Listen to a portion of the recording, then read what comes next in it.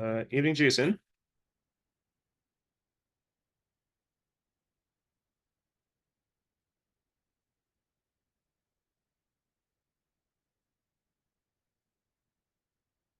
Hi, Jason. You hearing me?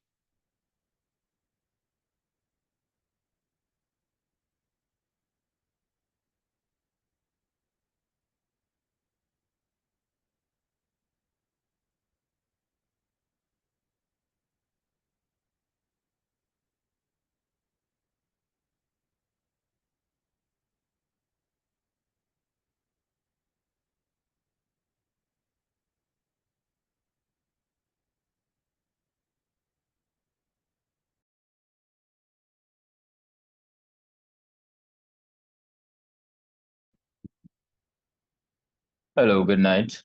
Good night, Roxanne, night, Robin. Can you hear me? Right? I can.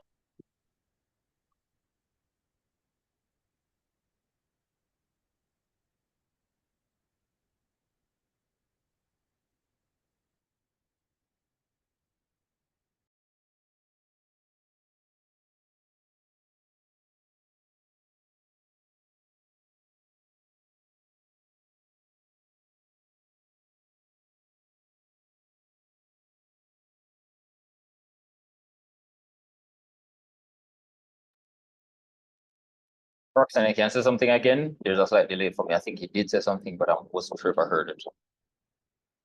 I was saying I can hear you. All right, lovely. You can hear me clearly, no issues or anything? No issue. All right. Can I ask you a question? Sure. How effective has the class been so far in terms of the content and its delivery?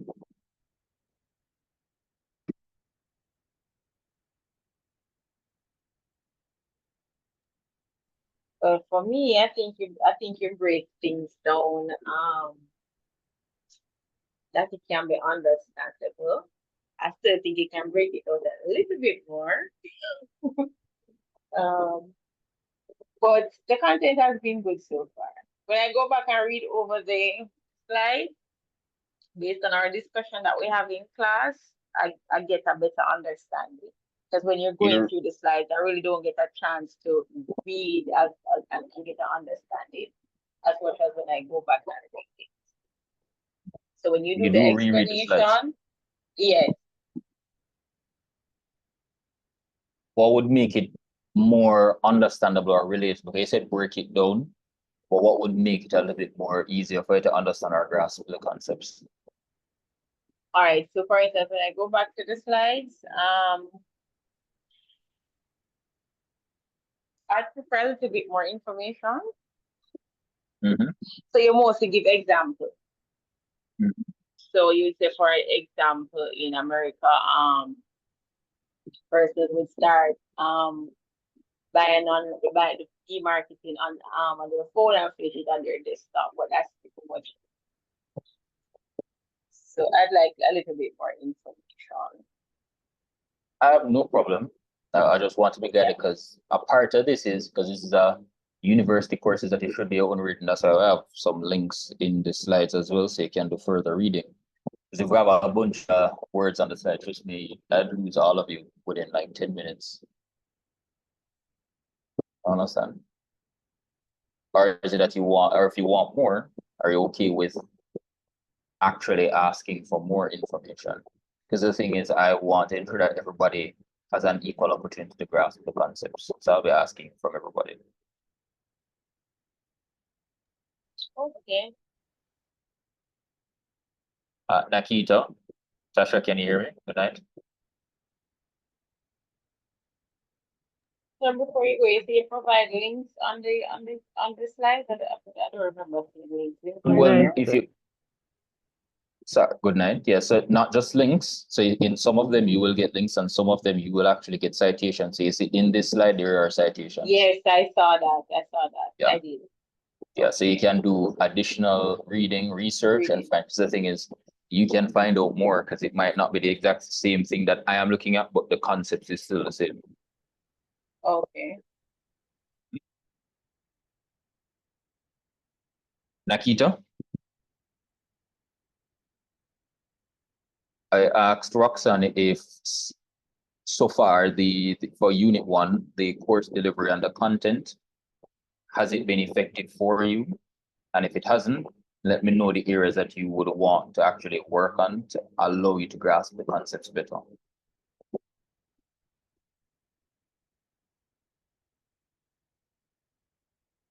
And Tasha, if you hear the question, it will be asked of you as well.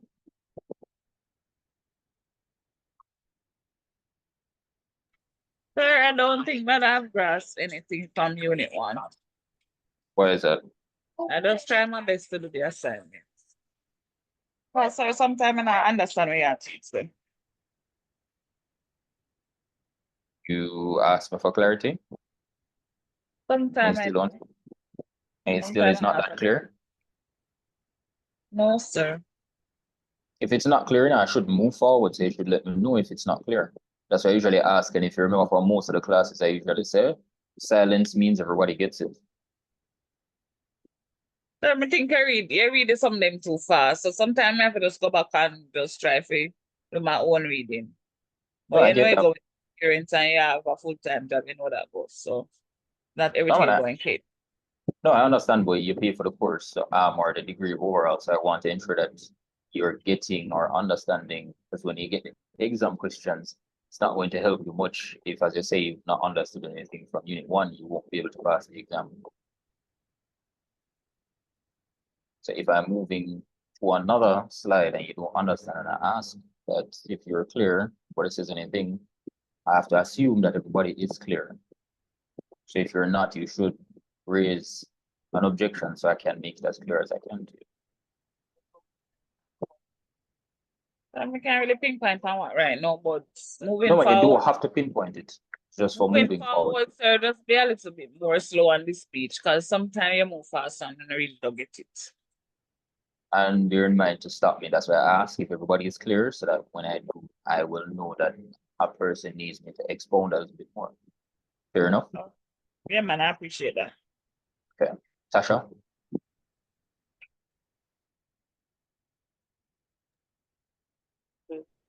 Sir? Did you hear the question? No, because I just joined. So I'm asking, since Unit 1, how has the content and the course delivery been for you?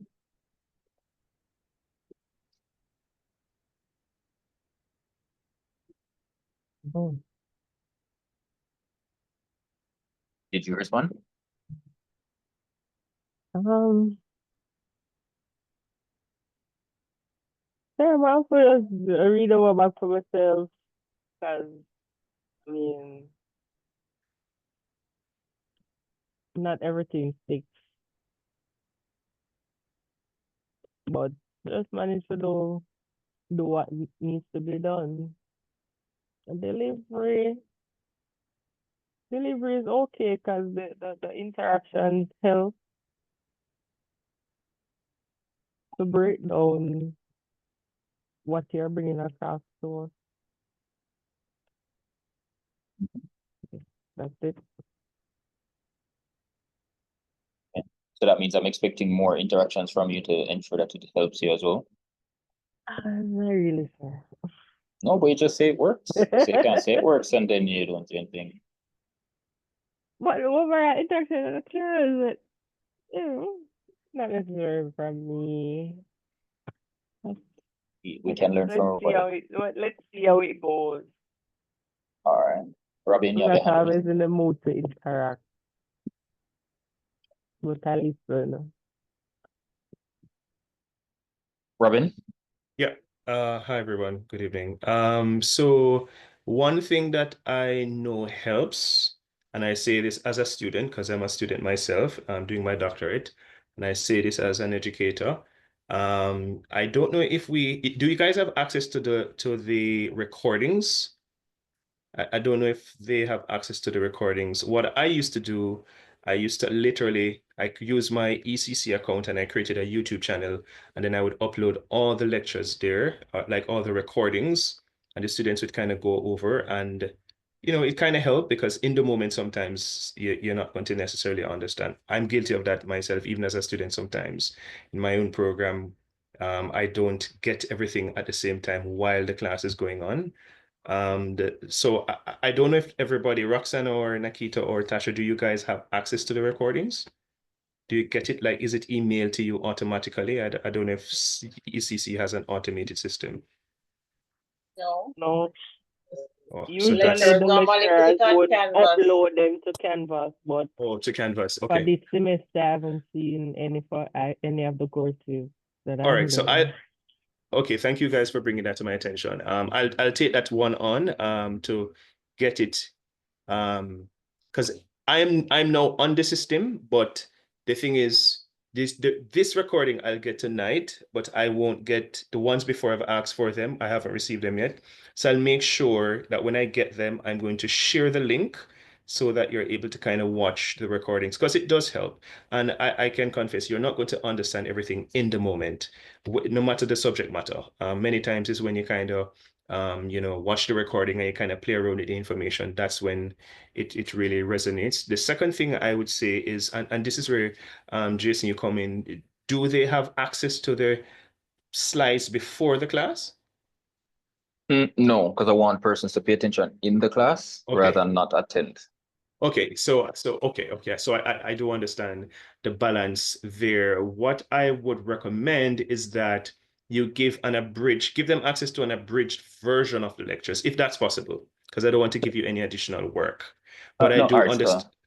so Huh? the entire slides itself, they do have access to it. It's just that all the new slides are uploaded the moment, like a half an hour before Okay, the okay. actual. Yeah, and I think one of the challenge too for the students might be that there's no prescribed text, right? Because digital marketing is always evolving. So it's not as if there's a textbook that you can go to kind of say, okay, I'm going to, sir, Jason touched on chapter 1. So even if I didn't understand, I can now go to chapter 1 and kind of get access to that. What I'll try and do is to, outside of the regular slides that Jason provides, I do have some information of my own, and I think some of what Jason will cover or has covered is in those slides. I'll put them on Canvas. So Jason, just remind me tomorrow, or if anyone wants to remind me, I'll try to get them onto Canvas as well. So that you have some sort of information and part of and Jason, I'm just talking now because I see the balancing act, and it's very good that you're having the conversation, but also too that there is a module, there's a course to cover. So if you move too slow, then they won't get everything, and if you move too fast, then they won't get everything. So there has to be a balance, right? So what I am suggesting, and I'm going to try and play my part, is that we give you access to some information so that you come to the class, at least have an idea of some of the concepts that you're being introduced to, right? Because what we don't want to do is to slow it down, then you leave and you don't know as much digital marketing as you should. And I'm sure Jason covered this in probably the first set of classes, that if you're going to do any sort of marketing, digital marketing must be a cornerstone. All right, so we just have to balance it in terms of Jason pacing himself, and also students coming to the class kind of having some sort of background in terms of being able to participate, because when you don't have the background, then it becomes a little bit challenging. And I have experienced that even in my own program. I'm literally have an assignment due on Sunday myself. So let's see if that's okay, Jason. Any thoughts? No, I 100% agree. And also a point of note to everybody, how the slides are structured is in lockstep with the course outline, literally 1-to-1. It's just I am guided by it 100%. There's no tangent that I've gone off or tried to modify it. I am going within the structure of the course outline. So if we go to the course outline that is inside the drive and available to everybody, we actually can see where we're at in unit 2. Mm-hmm. Yeah. So if we I'll follow the say course to outline. I'll say to Jason that sometimes don't necessarily stick like to the T to the course outline, because sometimes the course outline is dated in terms of where digital marketing is now versus No. the course I outline. agree. I am guided by the structure, but the information and the Okay. details and everything, those are all as modern as it can be. Because as Robin rightfully said, there's no predetermined text, given that this is a very, very fluid Right. side of marketing. Yeah, it's very fluid. I know I have a textbook. I'm going to find if I have a digital version of it. I know I got a digital marketing textbook, and while it might be dated, there might be some errors in it. Like for example, the concepts that Jason, some of the concepts that he would have touched on, those concepts would be in that book. I know I have it somewhere. I'll try and locate it. I'd just love to hear what Roxanne, Nikita, and Tasha, what are your thoughts in terms of some of the recommendations, some of the suggestions by Jason and myself? Excuse me, Jenny here. I've joined a little bit late. I'm Hi, kind of a bit Jenny. confused. Uh, Who is the lecturer here? Because I'm so seeing a name on the Zoom thing, and I don't know if there's a switch. Is there a Oh, switch? so there's no switch. So Jason is the one facilitating the course. I am the fly on the wall, being the person on the inside of ECC. So I've bestowed the honor to Jason to teach the course because I'm not able to take it on night to night, but I am here just to provide let's say logistical support. All right. So my presence is warranted. I'm not at every class. Jenny, I think I'd explained. I'm not sure if you were in the first set of classes. I've been to some of the classes. So Jason is the I person think teaching. I heard the first class, but you said you were a fly on the wall, so I joined in and heard the discussion. So I'm wondering if there was a switch. So No, I so was a there's bit no switch. confused. No, Okay. so there's no switch. So Jason is a practitioner. He does it every single day. I do it, but I don't do it every single day. But I have the teaching part of it. So I cover the teaching component. So in terms of like the structuring of certain things, that's where I come in. And this is why I'm happy Jason's kind of started off with the discussion about whether we are understanding the information. And this is why now I'm putting on my teacher hat to kind of just suggest how we can provide support to you students to make sure that you get the competencies out of the course that you would need to actually, go out there and do, digital marketing. Well, he's doing a good job so far. I can say I don't know for others, but he's doing a good job so far. Yes, so we were just having a discussion and some persons, Jason asked a few questions and some persons made some, gave their feedback and I'm just kind of, trying to find that delicate balance between the two in terms of providing the support that you all need as students, okay? Yeah, so I'm not trying to take over anything. I'm just saying that my presence is warranted and is mandated. So I don't come to every class, but I have to be in some of the classes. Okay. All right, Jason, over to you. Enough of me. That's all right. Thanks, Robin, and thanks, Jenny, for what you said. Appreciated. But the question that you didn't hear at the time was, and I did pose it to everybody, is since the start of Unit 1, how has the content and the course delivered been for you? And if there are any things that you would want to have changed to make it a little bit easier to grasp the concepts if you haven't, or make the course overall the delivery better.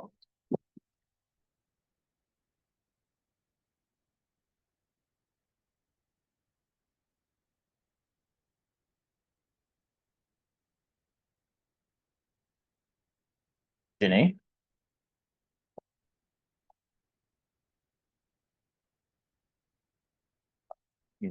Testing. So far, Can everybody hear me? I don't have any problems so Okay. far, So when I do, I'll bring it up, I guess. Okay. All right. So we'll jump straight into this this week's lesson for today.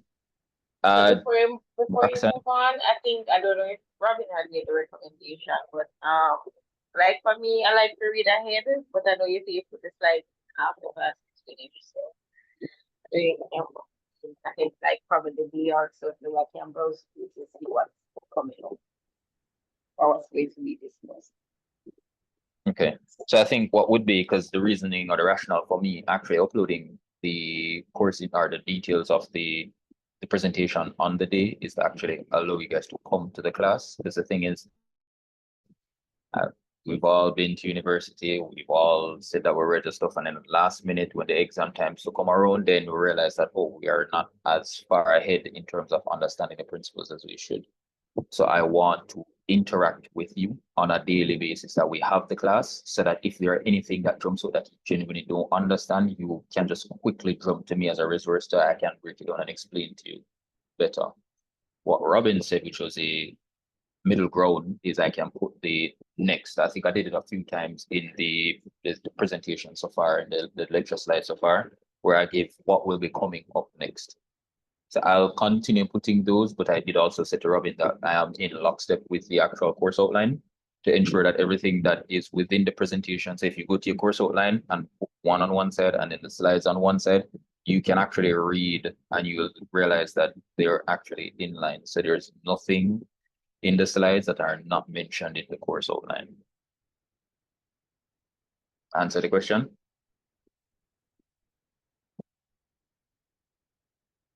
Yes, please.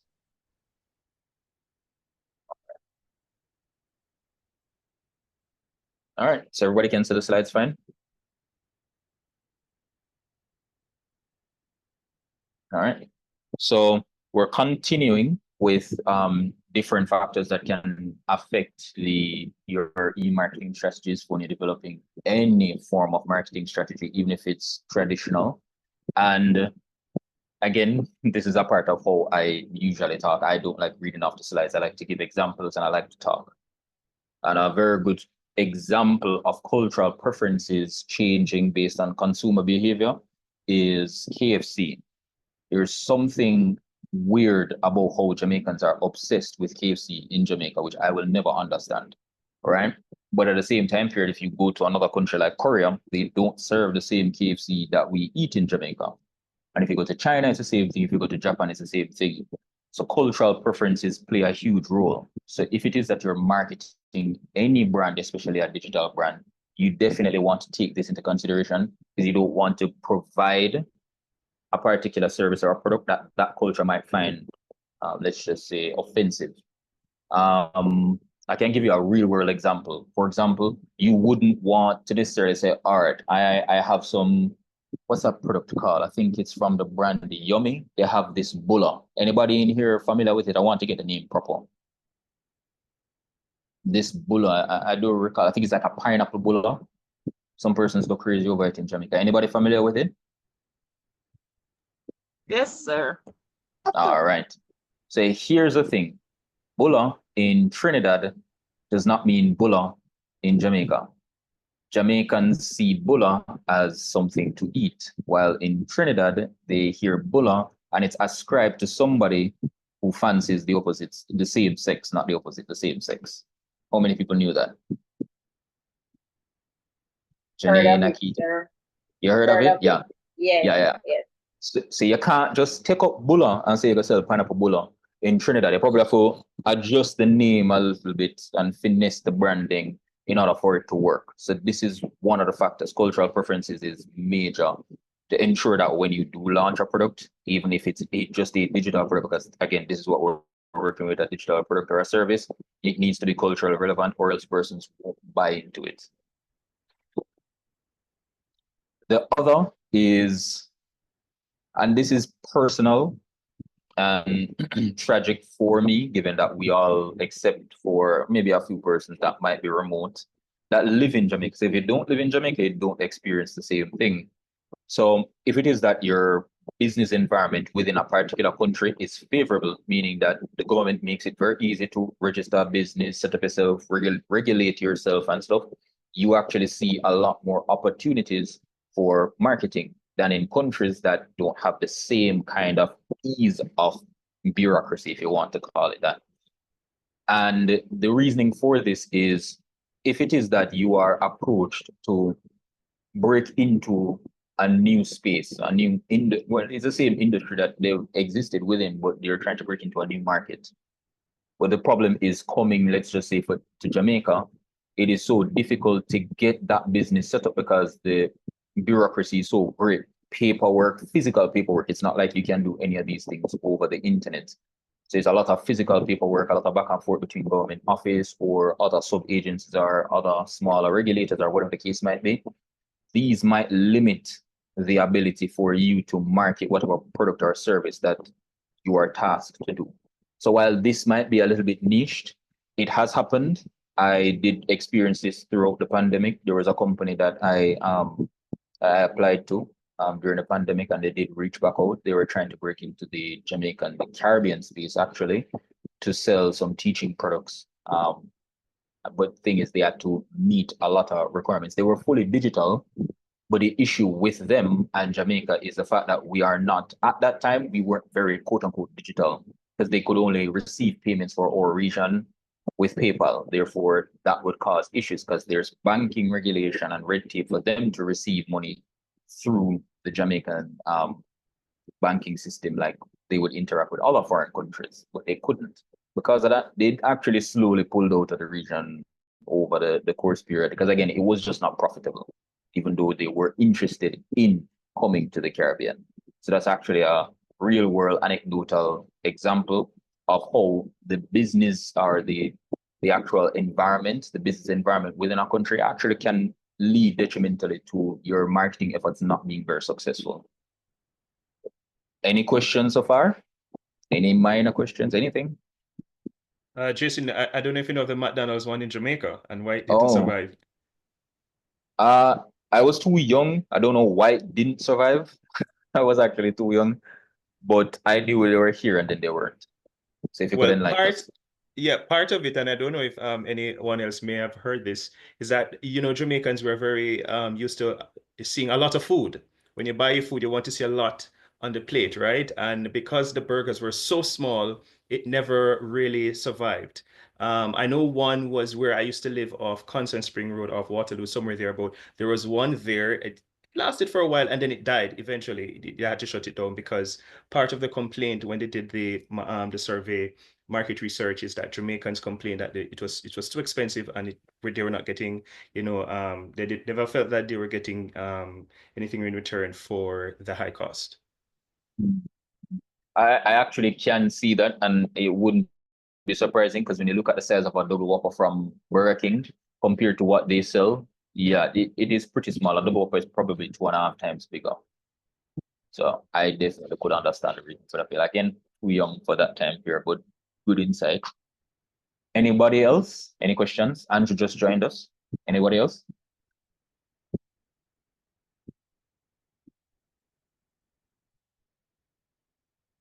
All right. The next key point is geography. This definitely plays a role in how well you can get your marketing efforts operational. And while this takes into consideration more or less the physicalities, so more along the lines of traditional marketing, it still does affect our region in the space of digital. I'll ask and see if anybody can give any example of how being in a particular geographical location can limit your options and give me an example. Can anybody do that? Based on digital platforms and the physicalities. Netflix. Correct. That's content restriction. Yeah, correct. Anybody else?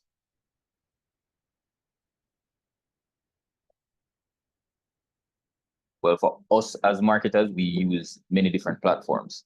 So the most common ones would be your Instagram, your Facebook, your Twitter, your TikTok.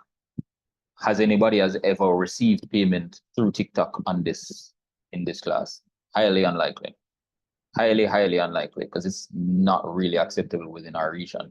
Most persons to receive payments on TikTok use either a VPN or they have to physically travel outside the country in order to be within a country that allows for the funds to be offloaded. And I don't think it's even direct one-to-one with the money. I think it's some token items that are cashed out within a store that we don't have access to. Another example would be Facebook's marketplace. There's a lot of restrictions. While we do have a version of it, there's a lot of restrictions that are in there. In certain parts of the world, marketplace is a fully fleshed out piece of the platform where persons can fully buy and sell within there. Not, oh, let me meet you for half a tree at 8 and they will look at the product and exchange. You can actually physically, you can buy the items within the app itself.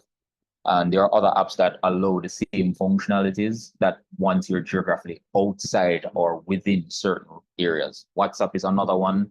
I did make mention to WhatsApp Business. And while we do have access to WhatsApp Business, we cannot add pricing details to our WhatsApp Business because our region has been blocked by Meta for that. But if you're in, for example, South Africa or England or the United States, you can add pricing to everything that you do inside the app and send those over to person so they can create a cart. We don't have access to the cart system to its fullest extent, but in those countries, persons, once you send them your catalog on your WhatsApp business, they can add stuff just like Amazon, add to the cart and say their subtotal. And then you can actually tie the WhatsApp business to Shopify so that when they click purchase the order, it goes to Shopify storefront and starts to process the order by allocating all the stuff, the logistics, get them together, and then click send. So you can fully communicate through a lot of these platforms with your end user or your customers just by being properly positioned geographically. And these are some of the things that you have to take into consideration when you're working with any sort of digital campaign that is e-commerce driven. You have to look at the behaviors, mindset, as well as whether or not these companies like the Meta, your Amazon, your Facebook, everything like that, they support the full features within your region. Everybody else clear? Nakita, Roxanne? So far. All right. Yes, sir, so far. Okay. Also, economic conditions can cause persons to not want to vibe with a campaign. You can explain for me, Jenny, why this might be the case?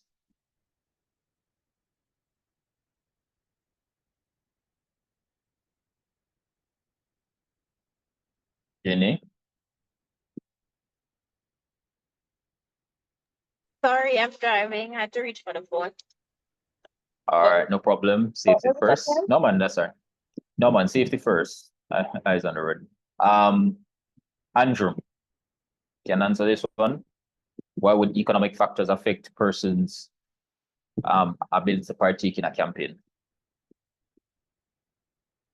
Simplest of reasons, affordability. Yeah. So for example, Jamaica is officially in a recession as of I think last month, which means, and I think everybody felt it for some time now. But essentially, if it is that you only get $10 at the end of the month after you pay all of your bills, there's no way you're going to spend $10 on a marketing campaign for something that is nice.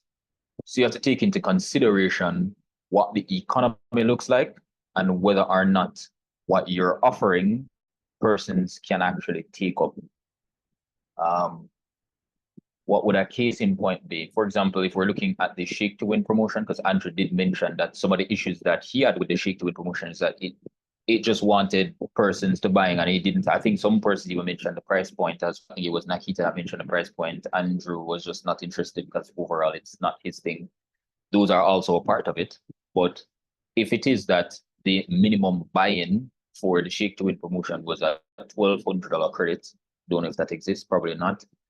To purchase a $1,200 credit to get the chance to win, then that's too high of a buying amount. When the lotto and super lotto is, I don't know, it's like a couple $100, right? That is a different scenario. Persons would be more willing to buy into those programs because they can use any form of disposable income. They probably can find a couple silver and stuff around the place and you can buy into maybe the lotto or the super lotto with a much lower chance of winning. But at the same time, to buy into a campaign that is too expensive, as it mentioned here, like luxury items and other stuff, like most persons won't be jumping at that, say your campaign just might fall flat. And a real world example would be in 2008, there was a financial crisis. Can anybody tell me what that financial crisis was caused by? And this was worldwide. It was just not Jamaica, it was worldwide. It was because of America, but it was worldwide. Anybody? Really, nobody? Repeat that, sir. There was a financial crisis in 2008, and I'm asking if anybody knows the reason for that financial crisis in 2008.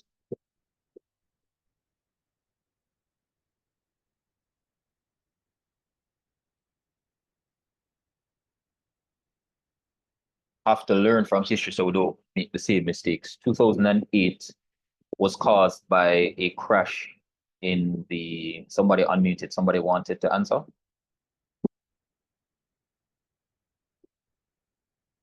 As well as if anybody is saying or messaging anything in the chat, I can't see, but if anybody can just quickly check in there, and if somebody said something, you can read it out for me. But yeah, nobody? Okay, so the 2008 crash was caused by a housing market bubble, meaning there was too many houses being sold at too high of a price. And then over time, the market corrected itself and there was a housing crash. It's not marketing related, but it's very important if, for example, you work for a real estate company and that real estate company had certain marketing expectations that you have to take into consideration, because you can't now be trying to sell people homes and you have very nice looking TV promotions and digital promotions and people just lost their homes. So that's a case in point. It doesn't matter what you think it will be. If it has happened before, it probably will happen again. And therefore, we don't do things in isolation. We have to always take this into consideration. So if Jamaica is expected to go through It's an happening now. economic downturn, yeah, because we are now in a recession. So if Jamaica is expected to go through a recession, we need to understand the industries that will be affected first to understand, because recessions are not like a universal thing. It affects specific industries that cause more damage there than it does others. In 2008, it was the it was the housing market. There was a mini financial crash in 2019, 2020. Anybody knows what caused that one? I think that one is quite fresh. Anybody?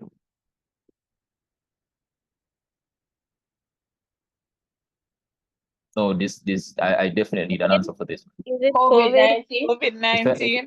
Thank you very much, because I would not be continuing if somebody didn't answer. Yes, it's caused by COVID-19. There was a small crash, and the reason why I call it mini crash because it was actually widespread across multiple industry. That was the first that we had multiple industry. I don't want to say we all, but I am going to say that logistics was the biggest hit industry.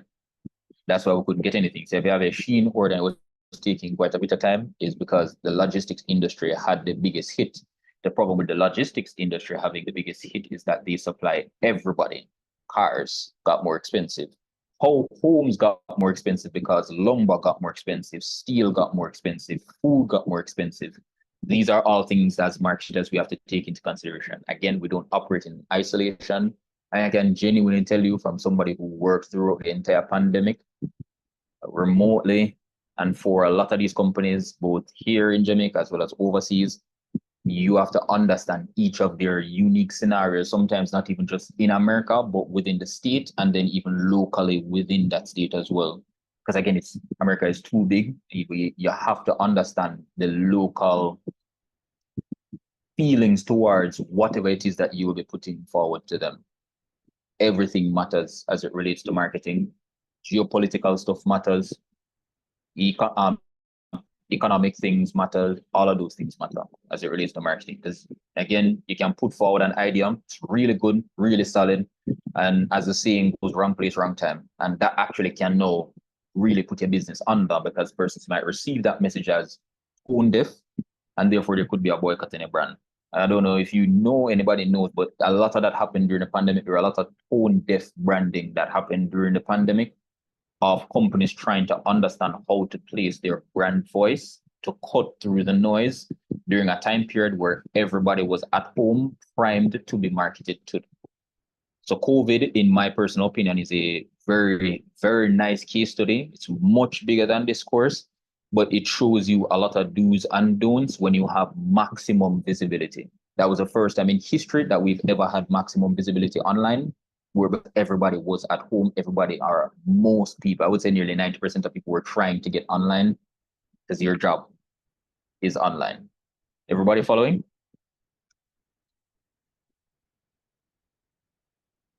Any questions?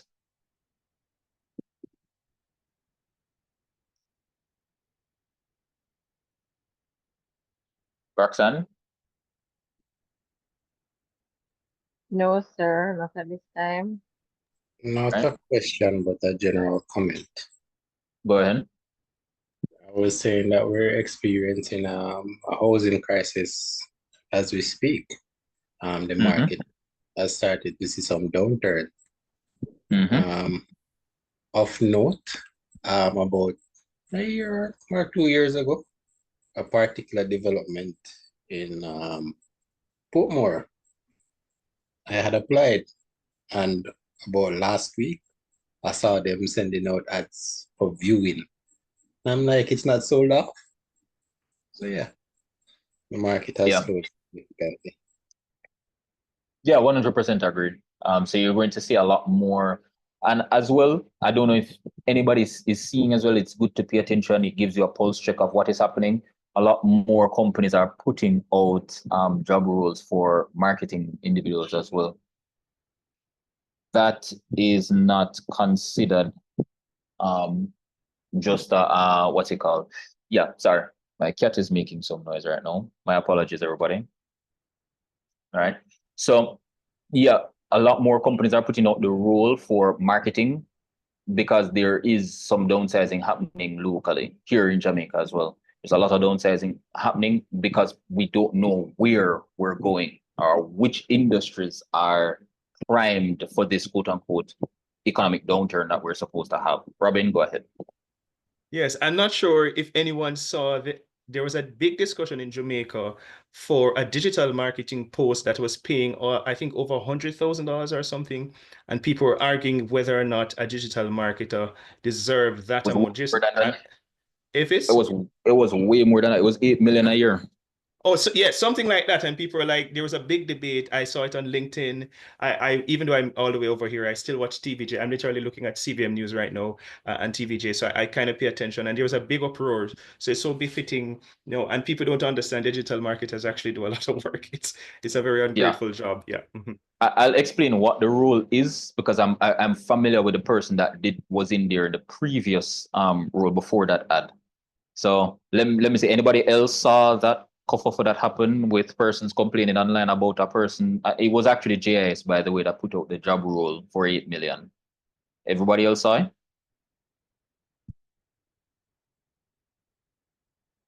Jenny, Nakita, I feel like some of you First time sound like hearing when I want to. about it. For the So, airport, sir?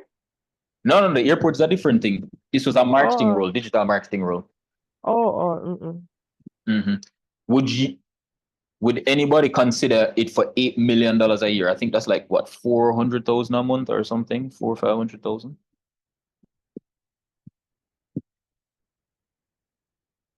I'm sorry, that's 600 is a devil's number, 666,000 a month roughly.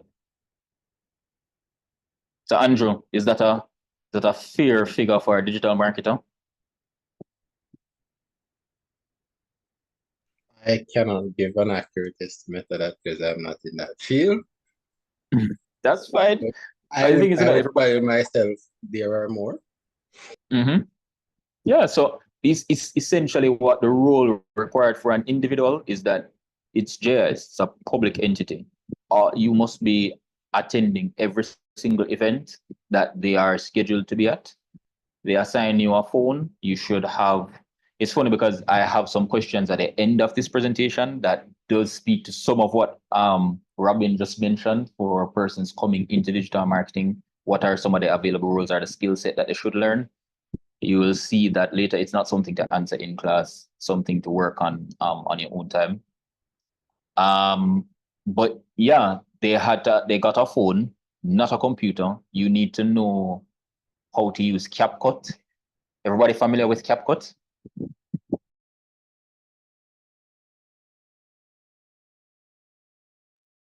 I've seen it, but I've never used it.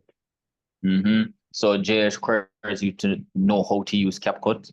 They require you to know how to use Photoshop. They require you to know how to use other software. It's like all social media platforms. You have to attend all events. You have to record video on the phone at these events, create short videos for these events. You're talking about 30-second and 2-minute videos, probably 2 or 3 of those for that event day period. You need to take pictures of the day's preceding coverage. You need to post on social media. You need to schedule for social media. You need to come up with a content strategy for social media. You need to prepare the reporting for social media. All of what I'm saying is not a team. That was the individual's responsibility to get that $8 million a year. And this was a So that's a 7-day lot of per week work. job. 7 days per week, not 5 days. Every single day you are on call. Can I just say to Jason that that's actually not even, it's actually very similar to how they operate in Canada as well. You find that now what they're doing is they're merging everybody. So PR, digital marketing, everybody, journalists, they're putting everybody into one thing and they're able to do all these crazy things, right? Because the role that you're describing, that's a job for like a team. And it's the same thing in Canada. That's partly why I moved away from marketing in Canada. I was like, I'm not doing all of that madness. I'm not going to kill myself because at the end of the day, there's going to be a lot of burnout, which is something that is also discussed in marketing and digital marketing, where companies unfairly, ask people to wear so many hats, and it's virtually impossible for that to happen. So I just wanted to, add that to the 2 cents that it's actually very similar in Canada as well, where one company wants it to be doing so many different things as a digital marketer. Yeah, that's true. I think I'm the only insane person here to probably have done that before. Ginny, any thoughts on the rule? If you were hearing while driving? It's a lot for one person. On Mhm. call 7 days a week, kind of tedious. Mhm. That's for I a don't cat think I would do it. I who don't doesn't think have I a would life. do it. Andrew, go ahead. I'm saying that's a cat lady's role. Somebody who doesn't have a life. Mhm. So the average turnover, and this is just my subjective assessment of it, looking in the average turnover for that role is roughly 6 months. So every 6 months, probably need to find back somebody to do that. Because as Robin mentioned, burnout is quite the thing. And as somebody, again, if you worked in marketing, you've been burnt out quite a few times. Campaigns can get quite exhausting. So with more companies condensing roles and responsibilities under one person, marketing is becoming more and more competitive because they're asking for more skill set. I've even seen now, which was never the case, where they're asking marketing managers to have practical hands-on experience with creative software. In all my time in marketing, all my marketing managers had zero experience in any of these things. They all just probably went and got a master's degree and they rose up the chain of command until they got to where they are, and then they instruct people below them. But now companies are asking for marketing managers to have hands-on experience. So I guess we'll move on. Nice segue. Thanks for that, Robin. Just before I move on, let me just ask again, any other feedback, questions, or everybody is fine so far?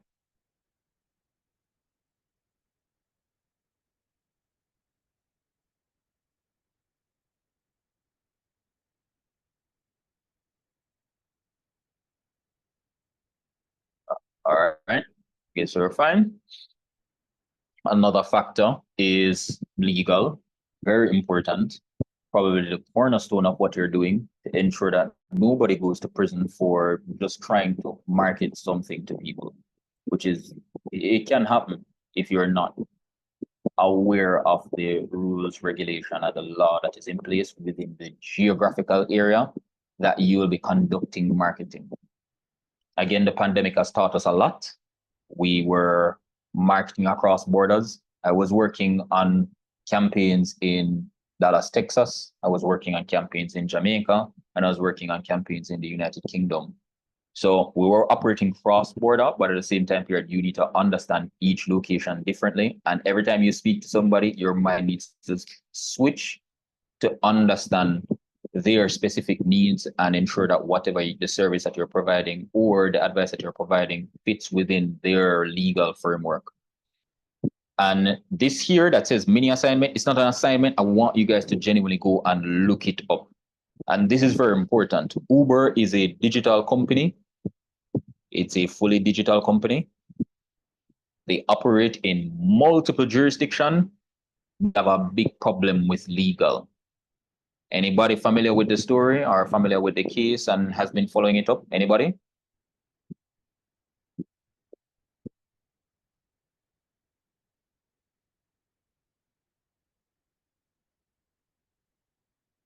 No?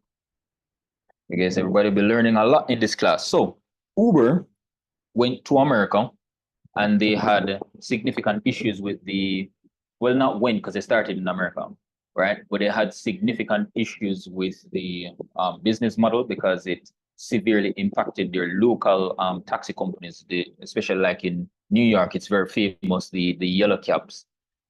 Back in the day, to get a yellow cab, it costed like $100,000. So it would took you quite a bit of time to save up either the money or to get the loan to get the medallion to own the cab because it was so profitable to own one of those taxis in New York.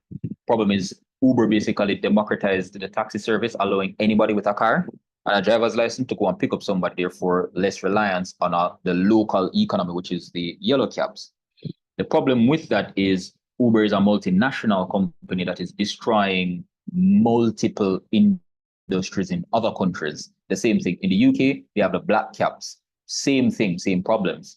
And what recently happened was that Uber was trying to classify their employees as independent contractors.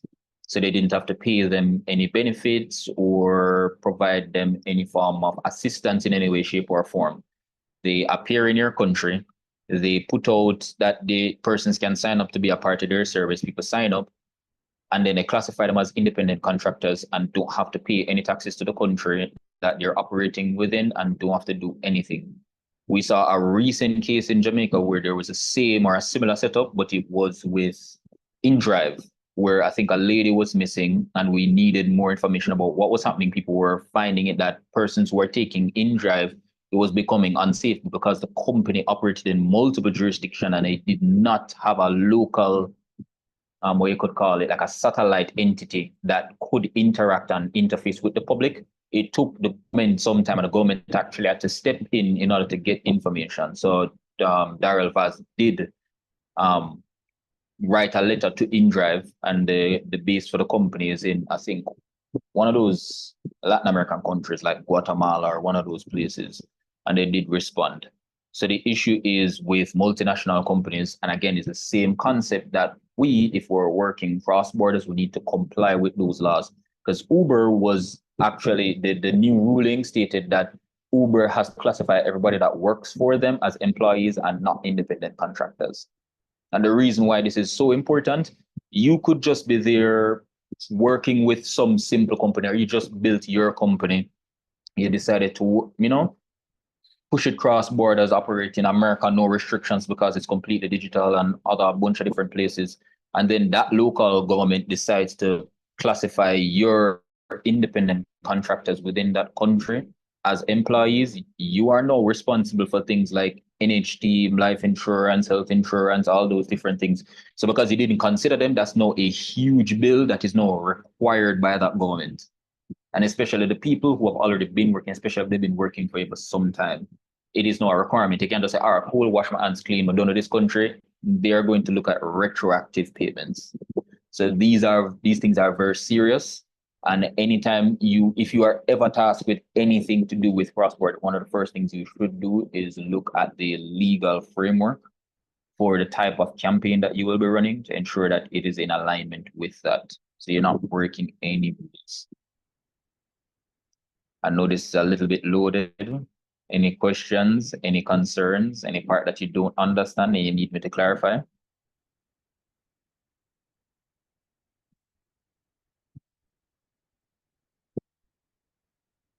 If you're silent, it means that you understand legal frameworks to understand that you must abide by intellectual property standard, taxes, data protection regulation for your online business. Is that what everybody is saying?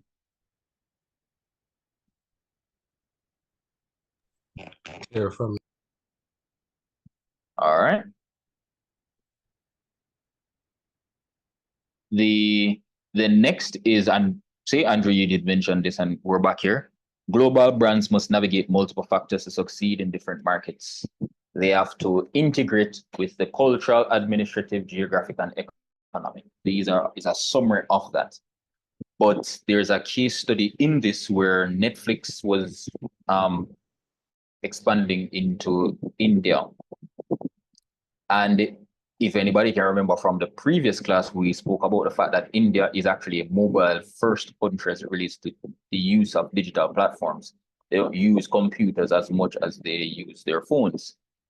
And Netflix decided to introduce a lower cost mobile only plan to align with India.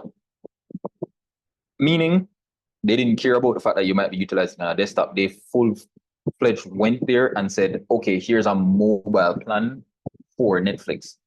I don't think this is offered anywhere outside of India because they took into consideration the local cultural nuance within that area to say, all right, India has a lot of people and we need to actually get them on this platform or best to attract them. And this is where I did say at the start of the course, if you ask the questions, how, why, when, where, what, and see which one of them fit well with the campaign that you're working, you realize that you actually figure out a lot of the nitty-gritty and the mechanics of how best to integrate this campaign within a new cultural environment. So if I was supposed to ask the question now, and I will actually pick the industry from one person. So Roxanne, can you hear me? Yes, sir. All right, give me an industry that a business would operate in, like for example, telecoms, food, whatever it want to be. Just give me an industry. Telecom. Telecoms. All right. Nakita, can you hear me?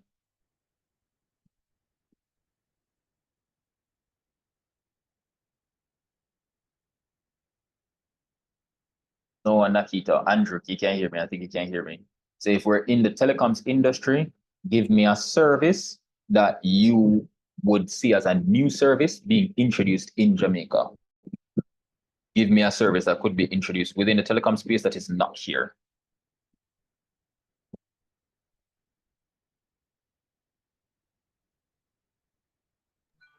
I'm thinking, yeah. But I'm here, but I'm thinking. Okay. While he's thinking, Jenny, you have any idea? Thinking too.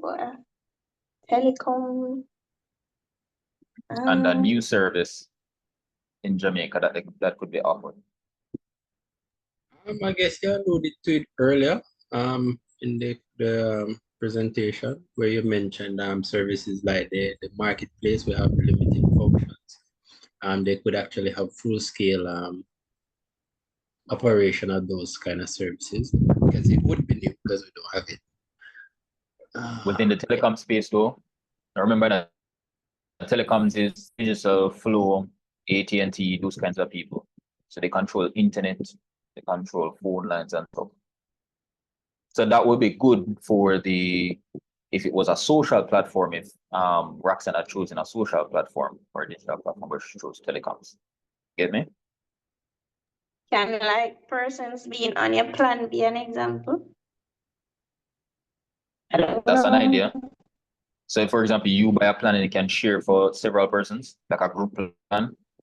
But I think we have that already. Yeah. Did you say go? I don't know. Anybody want to fact check that? Do we actually have this? Or had, rather. Yeah, no, the reason I need to know now is, again, I would actually sign up for that because again, that's a real thing. I can't recall. Because I'm sure that's not. I can't recall. Hold on, group plans. Hold on, I'm just checking real quick.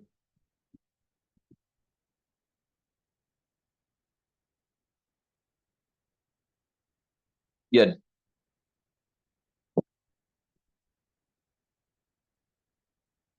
Yeah, it does exist. Digicel has it. It's called the Family and Friends plan. And I think Flow has one as well.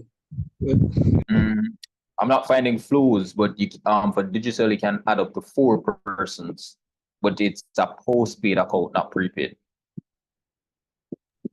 Yeah, man. They had it, but it kind of went extinct because the economics of it.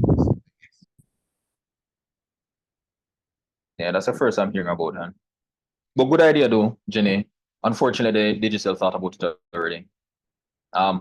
I'll give you an example, and it's actually in America. It's just not here yet. It's 5G. So let's just say it's 5G, Andrew. How would we, based on all of what we discussed, integrate 5G and sensitize persons to want to upgrade? Because again, once you introduce 5G, you have to sell your phone.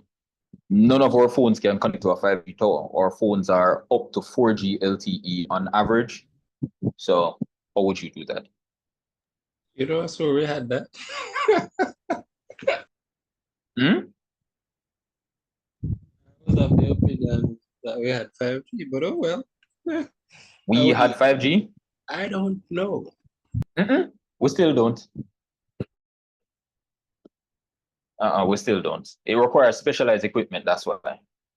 Because even most of America don't have 5G.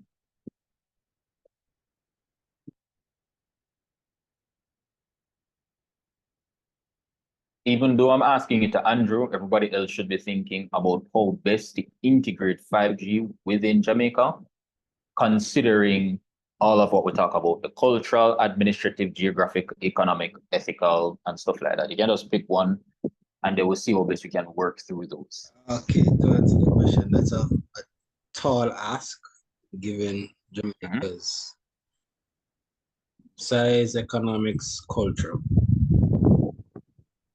Right? Why? Economically, it's self-explanatory. Culture-wise, we tend to mimic what our larger neighbors tend to think. For example, 5G does gives cancer, or you know, the whole propaganda surrounding 5G. That's the other thing. Glad you brought that up. So culturally, that would be the aspect there, because we, as them say, everything. If the US sneeze, we get you over something. Yeah. Which other one I said? So economic, cultural, or whatever. But yeah, it's a tall ask. In getting this into the society. Wow. From a digital perspective, we could try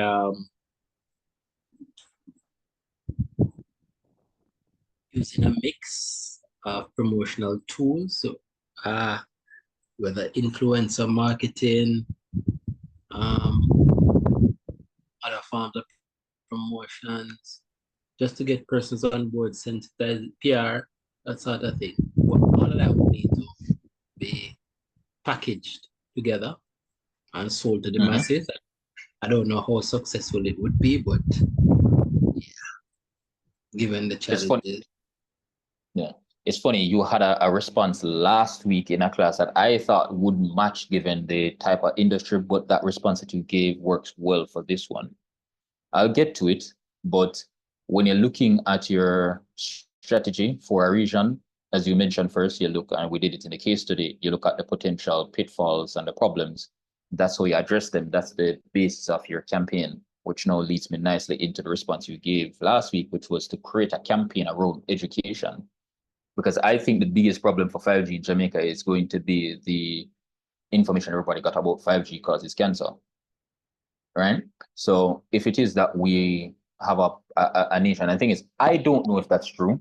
You don't know if that's true. None of us are radiologists or telecoms expert in towers or any of that thing. So we don't know. But let's just say it is not true.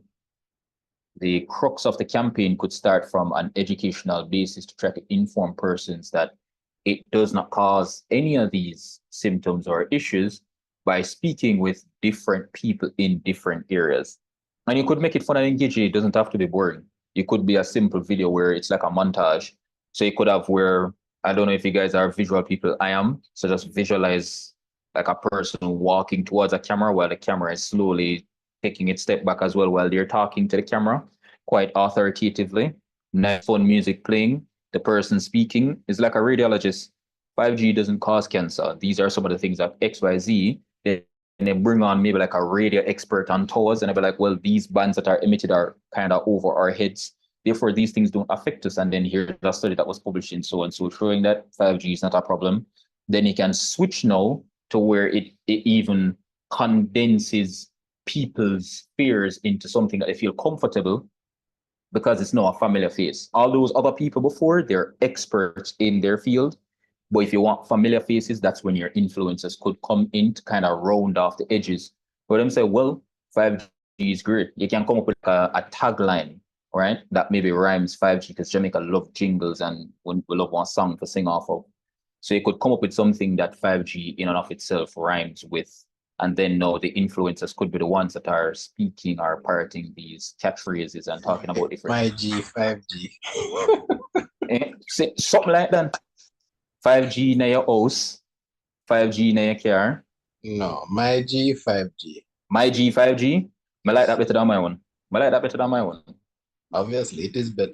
Yeah, it is objectively better. My G, 5G. Say it again. That's it. My Jason, G, you 5G. might you soon have to start paying Andrew for his contribution. No, nothing wrong with that. Nothing wrong with that. Like, no, Andrew, if it does work out, and let's just say Digicel offers, you understand, because they're now looking to increase our flow offers, and somehow I am amongst the ones that are picked, which is highly unlikely. We can talk. Because that's actually a nice tagline there. And that's why I said it from the start. In marketing, we need to communicate. We are talking in this. I am providing you information based on my actual lived experiences and knowledge that I've gained over the last couple of years. All right. But at the same time period, for me, marketing always works best when multiple, because everybody have different backgrounds. It don't matter how advanced you are in different areas, you are still human and your ideas are valid. So even you just saying that instantly, that's an idea. So if I was in what we call an ideation session, I would lean towards that more than probably what I would say or somebody else, because it does catch my ear a lot faster. So yeah, this is some of the things that we have to actually take into consideration when we're building. And I know I've said that multiple times, but these are the things that we take into consideration when we're building out our marketing campaign. That's how we should approach breaking it down. Saying that we're just, we'll put forward like a social media campaign and then we'll do a multi-channel approach.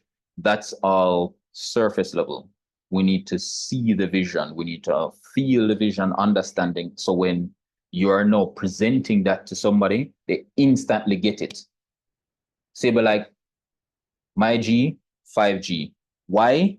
5G na cause that, my G. You understand? You can play off of the words them, right? I can say, no, 5G na cause that. What do you mean? But it's because you use the colloquial talking terminology of my G, you can now use local patois because it's easier for persons to understand. So again, you just modified it because a lot of campaigns are standard English, but it might not work well with a population that resonates more with our own version of working English patois. So because you use that tagline now, and then that becomes the basis of it, and then you understand the concerns of the population, which would be around the safety of these towers, then you can address that by using actual experts and influencers to soften it. Tasha, you unmuted? Oh, sorry, sir.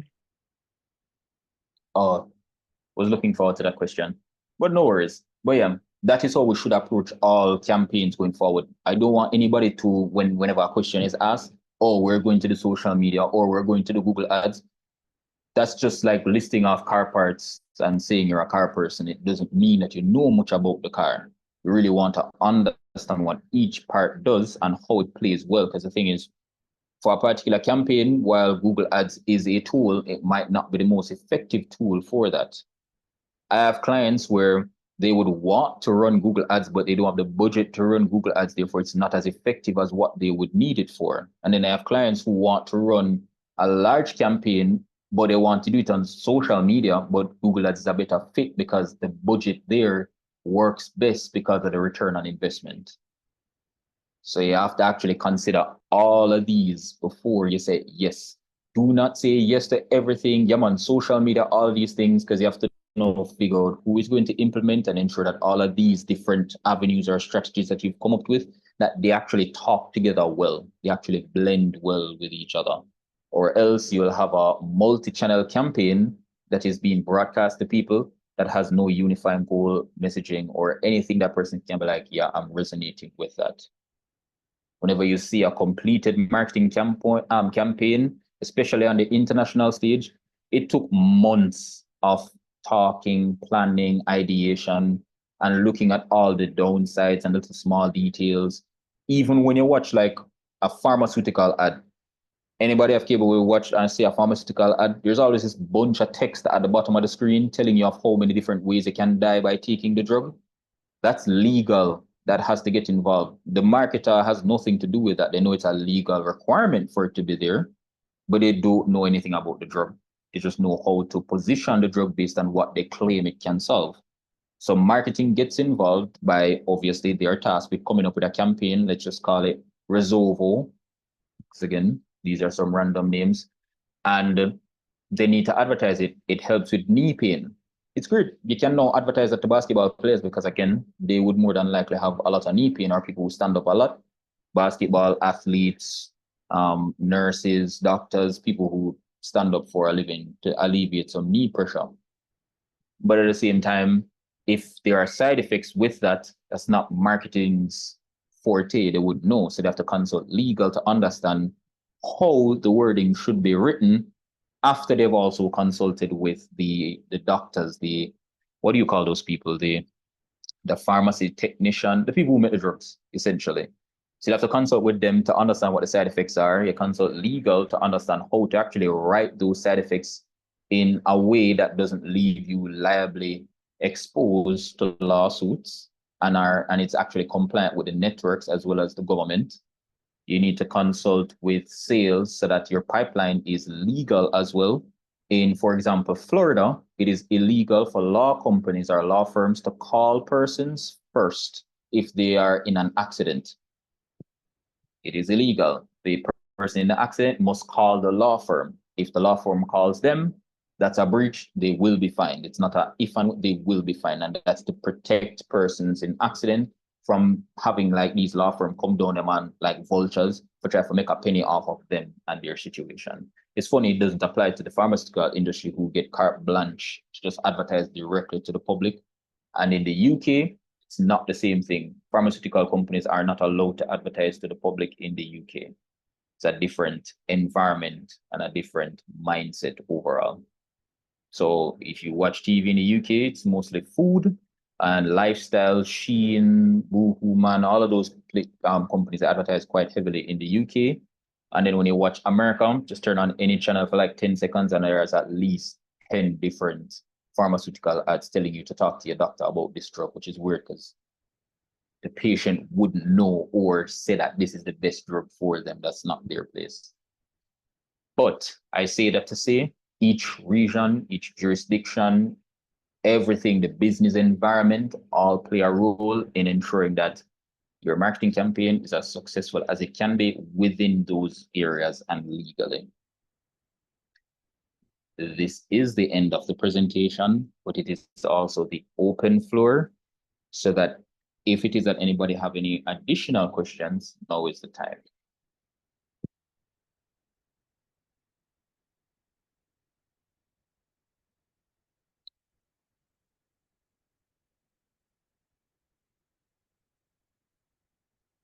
No questions?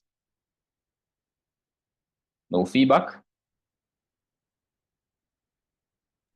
Good question, but not in respect to the presentation. Sure, go ahead. It's in respect to the essays. Mm-hmm. When we'll be getting some feedback in regards to This that week. particular side. Okay, no This problem. week, yeah. My apologies again for the reason for that being delayed. Digicel had an island-wide blackout like a couple days ago, but I have been experiencing blackout for about 4 days consecutively with Digicel. I had no internet connection. I actually just installed Flow, not because I want to, so I have both of them where I work now, because it is essential. Sad, but it is the case. My apologies for that, but you will receive those grades this week for the essays that were done.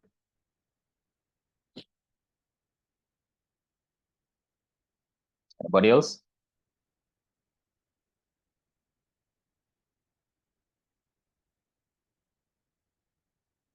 Okay.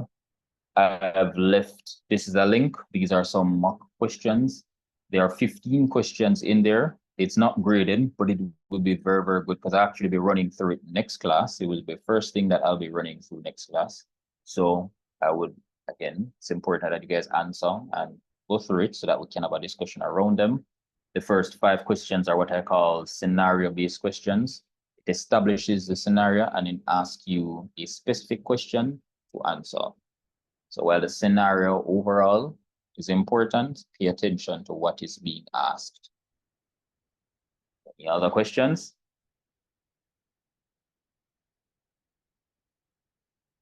No, sir. All right. Yes, All right, that's it. one quick thing, Jason. Mhm. I'm going to I know we'll get this recording. It's going to come directly to my email, so I will upload it. But in the interim, what I'm going to share with everyone is the YouTube channel where you can find some digital marketing lectures. They can, give you some insights. I'm sure Jason's lectures are a little bit more current, but at least with this, it gives you some of the background information relating to some of the foundational concepts relating to digital marketing. I don't know if you have a preference, students. Is it better for, to get it on YouTube, or is it that you better to access it on Canvas? Everybody uses YouTube, so I am almost sure you're kind of more in tune with YouTube versus going on Canvas, because I don't know, ECC's platform sometimes is a little bit difficult to navigate, even for me, having using it for so many years. So I would just love to hear if persons prefer it on Canvas, or if you prefer it on YouTube, or so that you can get access to the lectures. Because this one I will get, and I'll make sure once I get the recording to upload it sometime tomorrow. Jenny, Tasha, and Andrew, anyone just want to No So hear? you preference. mean as if the recordings will be uploaded on YouTube? That's what you mean? Yeah, so I could upload it onto YouTube, and so what I did when I was teaching, I taught at ECC for full-time for over 12 years. I resigned in 2022 February. Yeah. But over that time, once we started doing the online thing, I just put it on my YouTube channel, and my students will go there and they'll just get access. Sometimes they're even doing other courses, and they go there to get content relating to business communication, Communication 1, international business. So I just used to put it on YouTube, and they used to just go there and watch it versus Canvas. They never liked Canvas, and I found that students never like Canvas. So I'm just asking if it is that something that you would prefer, Canvas or on YouTube. And also to throw another option in there, that's why I store everything that I have on Google Drive as a pay for storage. So if it is, it can be sent, the videos can be sent to me, and I can host those videos within my Google Drive, one shared space, as opposed to it being in several different locations. That's also Yeah, so an option. yeah, what we can do, we actually can use multiple locations then, Jason. Yeah. Yeah. Yeah, we can do that, and then the students can make a decision where to access it. Yeah. Any feedback? No preference for me. Okay. I'll work Nikita? with wherever you prefer to send it to us. Okay. As So what we'll do, long as we have it, I Yeah. think it's okay. It's okay, yeah. So what we'll do, Jason, I'll upload it. You will upload it in your area, so we'll have it in 2 places. Then I'll just send an email to all the students, and they can access it, whether they want to access it on Google or if they want to access it on YouTube. All right, no problem. Mhm. And just a last thing, the reason I deliberately put it on an external platform outside of ECC, sometimes when you actually start working and you might say, oh, I learned something in college, but I can't remember. Sometimes you no longer have access to Canvas, right? But if it is on YouTube, for example, you can just go in and type it in, and then you get access to it. So that's another reason why I did that as well.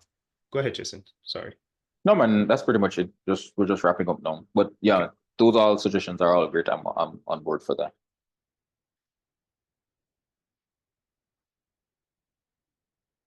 No other business. I guess we can wrap it up for tonight. Thank you for everybody who participated. It was actually pretty good and much appreciated. And have a good evening. You as well. You also, sir. Thank you. Good night, everyone.